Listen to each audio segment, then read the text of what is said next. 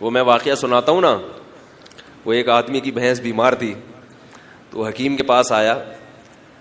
حکیم صاحب نے اسے کہا کہ بھائی اس کو جلاب آور دوا دینی پڑے گی بھینس کو, ایک دفعہ اس کا پیٹ صاف ہوگا تو پھر یہ انشاءاللہ کھانا پینا شروع کر دے گی. تو اس نے کہا یہ جلاب کو جمال گوٹا, تو عام آدمی تو آدھا بھی جمال گوٹا کھائے تو بہت زیادہ موشن ہو جاتے ہیں, تو بھینس کے لیے تو اچھے خاصے جمال گوٹے چاہیے نا. تو کہا کہ یہ جمال گوٹا کا پاؤڈر بنا کے اس کے منہ میں ڈالو اور پانی ڈال دو.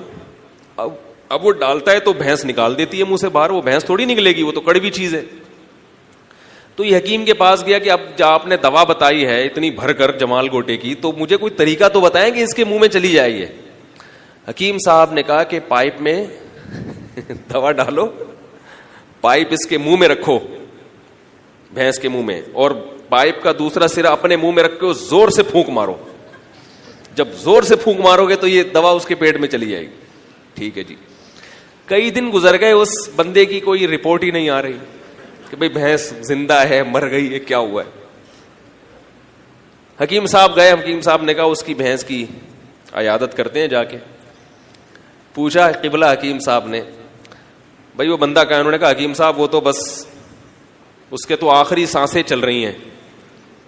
کیا ہوا بھئی؟ اس کے پاس جا کے پوچھا کہ بھئی تم نے بھینس کے منہ میں دوا رکھی تھی؟ اس نے کہا ہاں رکھی تھی. پائپ رکھا تھا بھینس کے منہ میں؟ ہاں رکھا تھا. پھونک ماری؟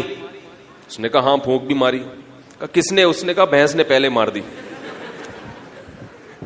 پھونک جو تھی وہ بھینس نے پہلے مار دی, وہ ساری دوا اس کے پیٹ میں چلی.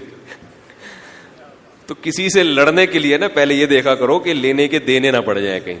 اپنی اوقات دیکھ کے انسان